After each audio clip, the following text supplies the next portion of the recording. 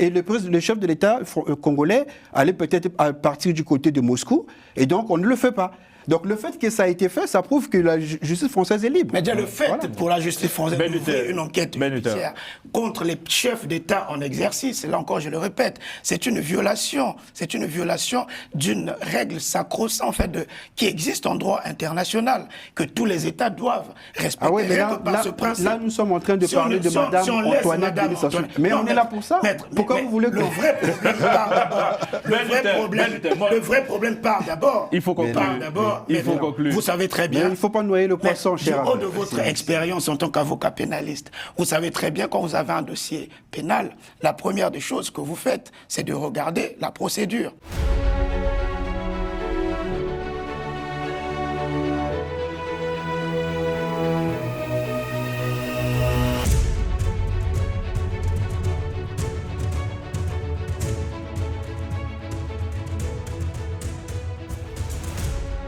Bonsoir à tous. Fin février, la justice française a émis un mandat d'amener à l'encontre d'Antoinette Sassou Nguesso, la première dame congolaise, dans le dossier des biens mal acquis. Ce rebondissement a poussé l'épouse du président congolais à quitter en urgence l'Hexagone le 4 mars. Comment comprendre cette situation assez inédite? Comment les Congolais perçoivent un peu tout ça? Quelles sont les conséquences au niveau diplomatique entre Brazzaville et Paris? Pour en parler, je reçois le maître Brice Zamba. Bonsoir, maître. Bonsoir, monsieur. Avocat au barreau de Paris, le docteur Ben Luther, enseignant à l'université Paris-Nord. Bonsoir. Bonsoir, Carlyle. Et Antoine Okongo, notre chroniqueur. Bonsoir, Antoine. Bonsoir. Une première dame qui reçoit un mandat d'amener, monsieur, tout de table. Une réaction? Oui, bon, moi je pense que c'est quelque chose de tout à fait banal, hein, je peux dire. Bon, c'est pas peut-être banal dans le sens où ça n'arrive pas tous les jours, mais dans un état de droit qui veut vraiment fonctionner selon les règles qu'il organise, il peut arriver qu'on décerne un mandat d'amener à une personne. Il s'agit de quoi, pour ceux qui ne savent pas un peu trop? Alors, le mandat d'amener, c'est un acte par lequel le juge d'instruction demande aux agents de police de pouvoir amener vers lui une personne sur laquelle on estime qu'il y a des indices graves concordants qu'elle ait pu commettre une infraction ou a pu être complice d'une infraction. Donc le but, c'est de ramener la personne auprès du juge d'instruction pour que le juge d'instruction puisse l'écouter en tant que témoin assisté ou pour le mettre éventuellement en examen. Voilà. Donc c'est ça le but du mandat d'amener. Donc ça peut arriver à toute personne sur le principe. Donc Madame Antoinette Denis Sassou Nguesso était en France. Donc le juge d'instruction a estimé qu'il y avait des indices graves concordants pouvant laisser penser qu'elle a participé à une infraction. Et donc il désirait l'écouter. Donc il a demandé à la police de ramener Madame Antoinette Denis Sassou Nguesso vers lui. Alors moi, ce qui m'étonne, c'est qu'elle n'ait pas pu déférer à ces mandats d'amener. C'est ça qui m'étonne. Parce que quand on n'a rien à se reprocher, elle aurait pu venir, puisque la loi, le Code de procédure pénale prévoit qu'elle pouvait être entendue seulement comme témoin assisté. C'est possible. C'est-à-dire qu'on lui pose juste des questions, et puis après, elle est libre, elle rentre. Donc je ne comprends pas pourquoi elle a préféré rentrer par précipitation au Congo. C'est quand même extraordinaire. En tout cas, selon nos confrères d'Afrique Intelligence, effectivement, elle a quitté Paris de manière un peu précipitée, ce qui a suscité un peu, voilà, je pense, des interprétations de diverses manières. Ben Luther. Carlyle, je pense que là, nous faisons face à une situation juridique inédite. Et pour ceux qui nous suivent, je pense qu'il faut d'abord poser le cadre juridique de la situation avant de pouvoir peut-être entrer dans d'autres considérations, notamment politiques ou diplomatiques. D'abord, d'un point de vue du droit international qui régit les rapports entre les États, il est prévu un principe sacro-saint, un principe fondamental, qui est celui de l'immunité du chef d'État en exercice. D'accord? Ce principe qui découle donc de l'égale souveraineté entre États signifie qu'un chef d'État en exercice ne peut faire l'objet de poursuites ni de procédures judiciaires devant une juridiction étrangère. Ok? Ce principe d'immunité est entériné par la Convention de Vienne de 1961 sur les relations diplomatiques, notamment les articles 29 à 36, qui étendent ce principe d'immunité aux membres de la famille d'un chef d'État en exercice, notamment ceux qui composent son ménage, c'est-à-dire sa femme et les enfants qui sont sous sa couverture, donc ils sont dans son ménage, d'accord? Et cette règle d'immunité fait partie, je parle sous le contrôle de maître, de ce que nous appelons en droit international coutumier, de la norme du jus cogens, c'est-à-dire des normes dont tous les États ont une obligation d'application. C'est-à-dire aucun État ne peut déroger à ces normes parce que ça fait partie du droit international coutumier et donc par conséquent, ça fait partie de l'ordre public international. Ok? Donc ça, c'est en ce qui concerne les immunités, d'un point de vue du droit international. Parlons du droit interne, donc notamment le droit français, puisque c'est ce dont il est question. L'article 55 même de la Constitution française dit que des conventions régulièrement ratifiées ont dès leur entrée en vigueur une autorité supérieure à celle des lois. Cela signifie que les traités internationaux, les conventions internationales, le droit international coutumier est supérieur à la loi française. La jurisprudence du Conseil d'État et de la Cour de cassation reconnaît cette supériorité. Ok? Alors, puisque ici, dans le cas d'espèce, on nous dit que voilà, il y a eu des biens qui auraient été mal acquis. Et ça fait date, Ben Luther, c'est pas d'aujourd'hui, justement. Je continue, en tout cas, je vous laisse pour vous. Dans le cas d'espèce, on nous dit qu'il y a des biens qui auraient été mal acquis. Une procédure judiciaire est donc engagée contre des chefs d'État en exercice, ok, et un mandat d'amener a été lancé contre la femme du président de la République du Congo. Mais sachant qu'elle a fait déjà l'objet d'une perquisition en 2015. Ok, très bien. Pour rappeler aussi le contexte. Alors, au regard de l'arsenal juridique que je viens d'exposer, ok, dites-moi, parce que ici on nous dit que ces biens appartiennent au chef d'État en exercice et à la femme du chef d'État qui bénéficie donc des immunités de juridiction, maître, j'arrive, qui bénéficie des immunités de juridiction et d'exécution. Parce que les biens appartenant à un chef d'État en exercice et à sa femme sont protégés par l'immunité d'exécution. Mais le mandat d'amener, comme on a dit Ben Luther, c'est juste pour qu'elle puisse s'expliquer.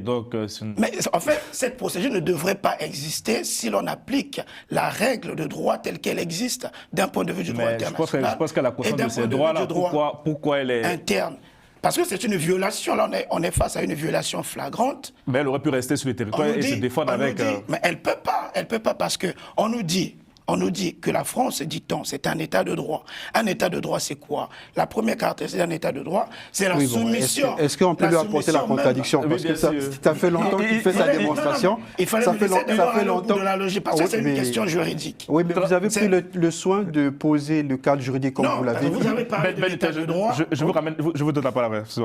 Oui, voilà. En fait, c'est qu'il faut comprendre. C'est-à-dire qu'au niveau des immunités diplomatiques, il y a un grand travail qui a été fait par la doctrine, suivi par la jurisprudence aussi internationale, pour expliquer que les immunités diplomatiques vont de pair avec les immunités fonctionnelles. Parce que qu'est-ce qui est immunisé quand on parle d'immunité diplomatique? C'est la fonction qui est immunisée. C'est-à-dire que la fonction qui incarne la souveraineté dans l'exercice et le fait d'être dépositaire de la souveraineté et de l'indépendance d'un pays, c'est ça qui est protégé par les immunités.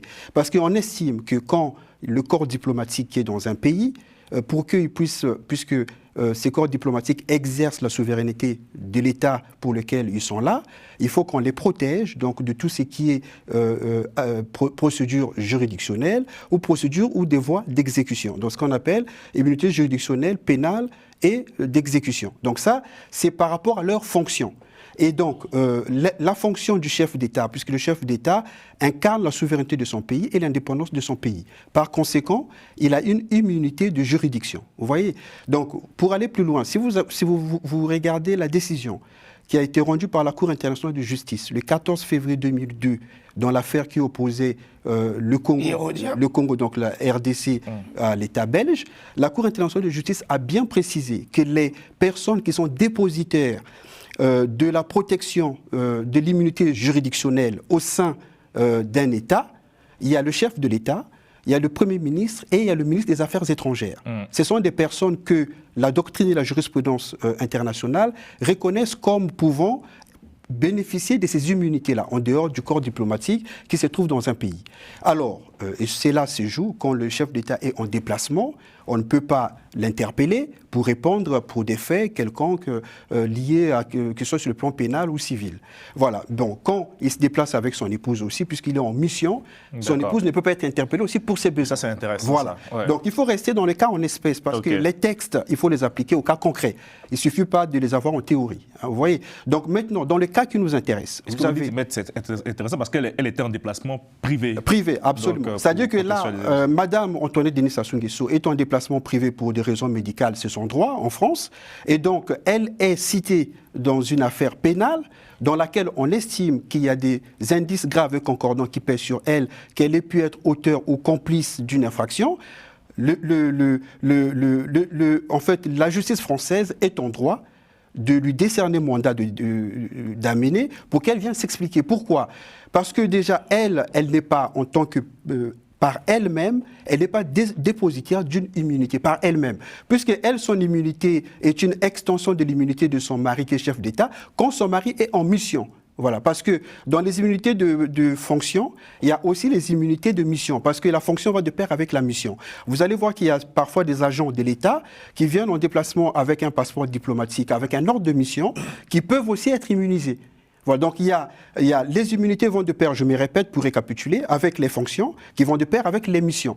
Donc quand on vient en France avec un passeport diplomatique, on est agent de l'État, avec un ordre de mission, donc on revêt donc cette immunité-là, on est protégé. Alors dans le cas qui nous concerne, Madame Antoinette Denis Sassou Nguesso, qui était en France pour des raisons personnelles, n'est pas concernée par les immunités. Donc les magistrats français qui savent bien le droit, puisqu'ils sont dans un état de droit, ont eu raison de lui décerner mandat d'amener. Et je précise, parce qu'elle s'est soustraite. Quand vous voyez l'article...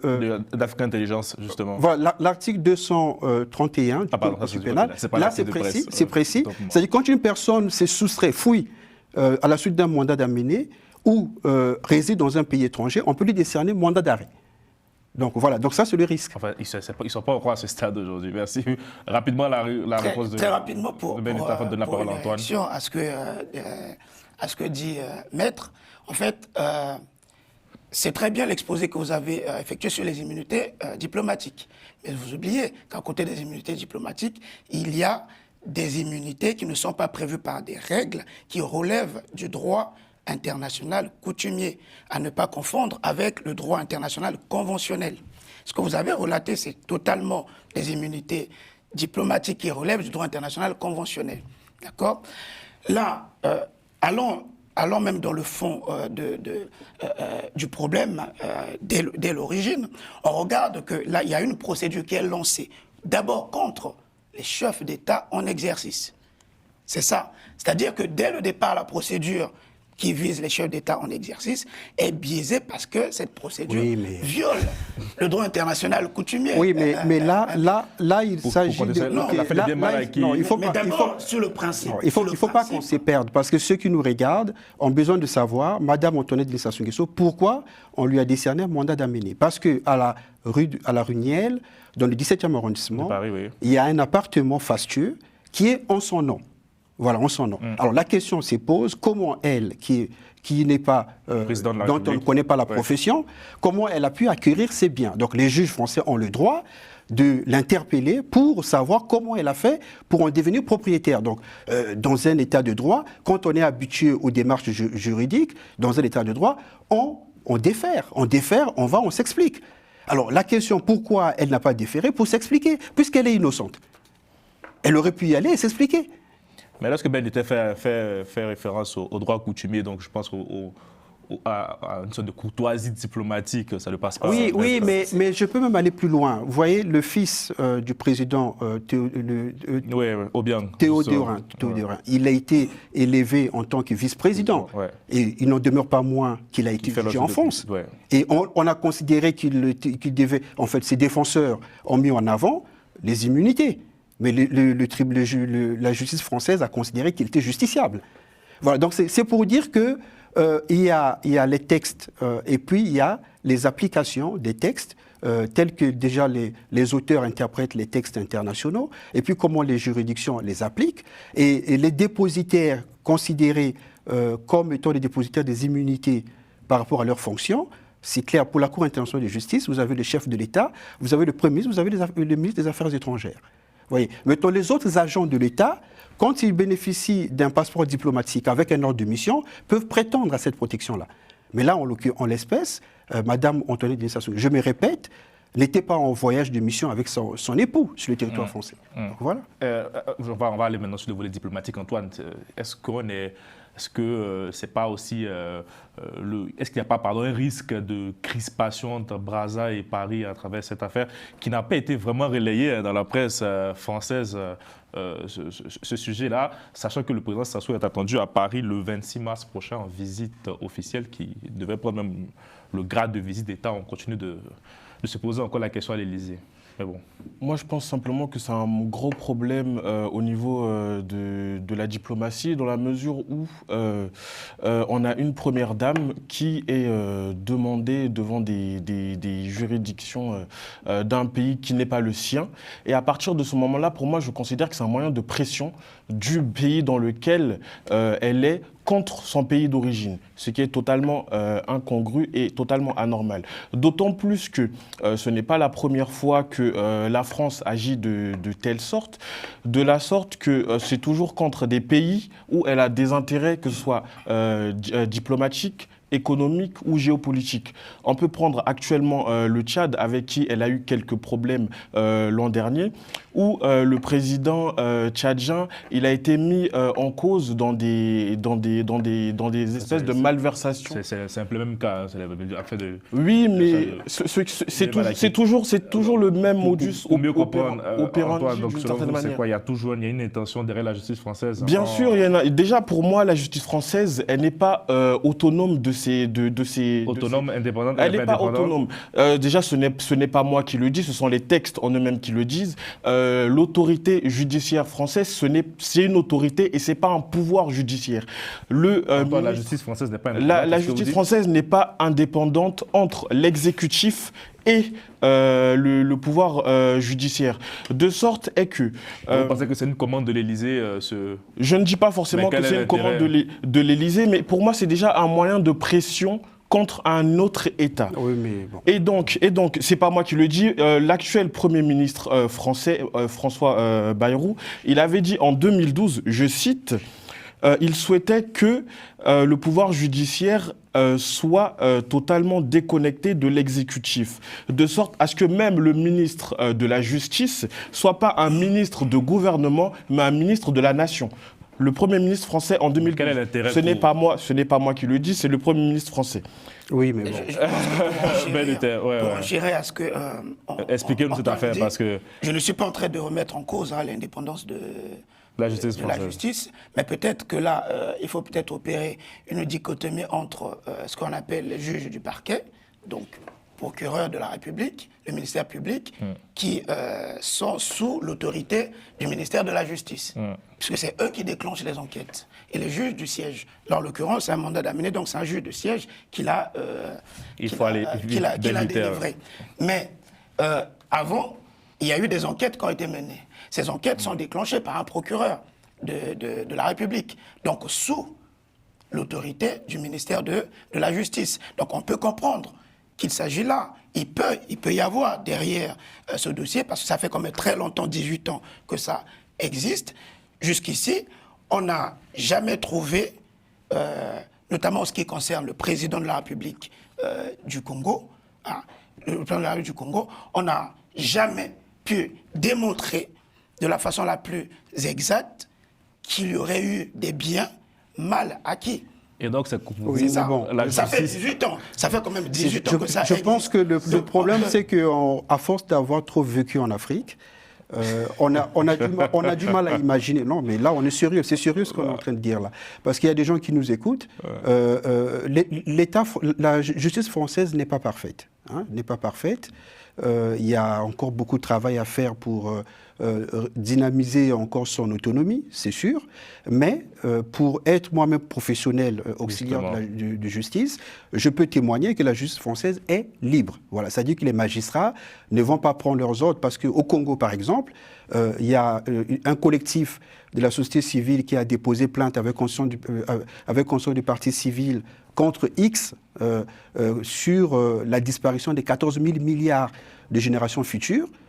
La plainte, jusqu'à ce jour, il n'y a pas eu de suite. Voilà. Ça se passe au Congo. Parce qu'au Congo, on est habitué que la justice soit aux ordres. On pense que partout ça peut être pareil. Je termine, vous allez... Voilà. C'est-à-dire qu'en France, la réalité de l'affaire des biens mal acquis, c'est que c'est une association qui est à l'origine. C'est une association. C'est Transparency International, Sherpa, ils ont fait un travail de recherche, ils ont eu des indices de détournement de fonds, de blanchiment de détournement de fonds. Ils ont soumis ça au procureur. Et le procureur, par rapport à ces éléments-là, a dit qu'il y avait matière à ouvrir une enquête. C'est son travail. Voilà. Donc, ils n'ont pas besoin, le procureur, Dieu merci en France, n'a pas besoin de passer un coup de fil pour savoir, auprès du ministre de la Justice, pour savoir est-ce que je poursuis ou pas. On n'est pas dans une république bananière en France, Dieu merci. Voilà, donc c'est raison pour laquelle je pense que dans l'affaire des biens mal acquis, il y a Wilfried Nguesso, qui est un proche, je ne sais pas, un neveu du président Denis Sassou Nguesso, qui a été mis en examen. Il y a Edgar Nguesso qui a été mis en examen. Voilà. Et donc, ce n'est pas pour autant qu'ils sont coupables. Ça, c'est par la suite. S'ils sont convoqués devant un tribunal, si le tribunal décide qu'ils sont coupables, oui, puisqu'ils sont présumés encore innocents. Alors moi, ce que je ne comprends pas, c'est que Mme Antoinette Denis Sassou Nguesso, quand on la convoque, elle aurait pu venir s'expliquer, puisque la loi prévoit qu'elle peut être entendue en tant que témoin assisté. Elle aurait pu, accompagnée de ses avocats, s'expliquer, et puis, en ce moment-là, la juge d'instruction allait décider si il y a effectivement des indices graves et concordants pour la mettre en examen ou non, ou la laisser partir. Donc c'est ça, c'est ce que les Congolais ne comprennent pas. Donc si elle part et décide de partir, c'est qu'elle pense qu'elle ne se sent pas en paix avec elle. C'est aussi un coup de gueule peut-être pour montrer qu'elle n'est pas d'accord avec les agissements. Ah non, mais parce qu'elle, au Congo, elle ne peut pas s'imaginer être convoquée par la justice. Et elle pense qu'en France aussi, elle ne devrait pas. C'est pour cela d'ailleurs même qu'on parle parfois d'une certaine pression. C'est vrai que, maître, je ne suis pas en train de remettre en cause l'indépendance de la justice. Pourquoi faire un mandat d'amener, sachant qu'il y a une visite d'État qui se prépare fin mars à Paris? Pour faire pression sur l'État congolais, comme d'habitude. Mais par rapport à quoi? Par rapport à la politique, vous-même vous le dites, c'est d'abord un volet politique, non, c'est d'abord un volet juridique, mais également entremêlé à la politique. Qu'est-ce que Paris cherche à vouloir Actuellement, il faut regarder l'état de la France, notamment en Afrique. Ils ont perdu les États du Sahel, ils ont perdu les bases militaires. Dans quel intérêt? C'est contradictoire, c'est que vous dites... On n'est pas politique. Ils ont perdu les bases militaires au Tchad, en Côte d'Ivoire. Mais c'est une réalité qu'il faut prendre en compte tout de même. Parce que si on suit le raisonnement d'Antoine, supposons qu'il ait raison. Donc c'est que la France a perdu, est en train de perdre son influence en Afrique, ce qui est vrai. Alors, la logique aurait voulu que la France ne descende pas de mandat d'amener. La logique aurait été ça. Soyons quand même... pas nécessairement. Ça peut être une mesure de rétorsion que l'État français a choisi d'utiliser. En fait, la question que moi je vous pose, messieurs, il n'y a pas de brouille entre Paris et Brazzaville.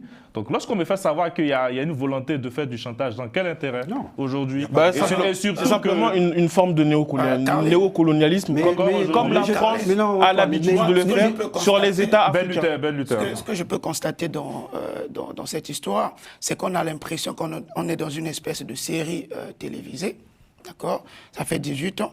À chaque fois, par période, on sort ce dossier, on agite ce dossier. Donc ça laisse entendre à nous, observateurs de la politique, ça laisse entendre que derrière, en fait, finalement, il y a une espèce de pression qui est mise, parce qu'en 18 ans quand même, on aurait pu quand même avoir déjà ne serait-ce des condamnations pour le cas du Congo. Non, mais là, il y a un temps judiciaire, que vous ne laissez pas, par exemple, à l'État congolais quand il s'agit de l'histoire de la disparition apparemment de 14 000 milliards, vous avez dit. Oui, c'est ça. Donc voilà. Donc en France, nous avons le droit de la justice que nous n'avons pas au Congo, ce qui est totalement incongru. Non, il y a eu des mises en examen.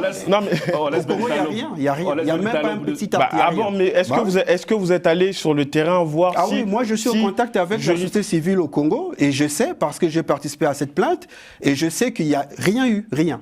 Il y a des enquêtes qui sont en cours, à mon avis. Mise en examen. Il y a un temps de la justice. Je constate, donc il y a une espèce de pression qui est exercée, au-delà même de l'aspect judiciaire de la situation. Vous disiez tout à l'heure que la justice française est indépendante. Oui, ça c'est incontestable. Mais seulement, vous savez très bien que plusieurs politiques dans ce pays, je prends le cas par exemple de Mme Le Pen seulement, qui récemment a fait l'objet de poursuites judiciaires. Elle s'est plainte du fait que la décision n'est pas encore tombée. Non, dans la procédure même, elle s'est plainte du fait qu'il y avait derrière une main politique qui instrumentalisait la justice. Ça, c'est des Français qui le disent. C'est pas nous, des Africains. Non, mais elle a la liberté de le dire, mais c'est pas nous pour aussi, autant on a que c'est la vrai. liberté de le dire. Oui, mais c'est une opinion. Mais non, mais ça ne fonctionne pas. Non, il faut comprendre. Nous disons des choses à partir d'un constat. Dès le départ, je dis une chose, que la justice française n'est pas parfaite. Je l'ai dit. Oui. Voilà. Mais ce n'est pas pour autant qu'elle n'est pas libre. C'est-à-dire qu'il faut être juste pour rendre les faits. C'est-à-dire que la justice française n'est pas parfaite, elle est encore à parfaire, mais elle est libre. Elle est libre. Voilà. Oui. Donc, dans notre cas, moi je pense que la justice française fait son travail en décernant mandat d'amener et qu'il n'y a pas un intérêt politique derrière, parce que si la France, qui est en train de perdre l'influence en Afrique, voulait faire de la politique avec la justice, elle n'allait pas décerner mandat d'amener contre la femme du président Denis Sassou Nguesso, puisque la France allait dire que ça allait être mal pris. Et le chef de l'État congolais allait peut-être partir du côté de Moscou, et donc on ne le fait pas. Donc le fait que ça a été fait, ça prouve que la justice française est libre. Mais déjà le fait pour la justice française d'ouvrir une enquête judiciaire contre les chefs d'État en exercice, et là encore je le répète, c'est une violation d'une règle sacro-sainte en fait qui existe en droit international, que tous les États doivent respecter. Ah oui, mais par ce principe. Là nous sommes en train de parler de Madame Antoinette Denis Sassou. Mais on est là pour ça. Pourquoi vous voulez que... Le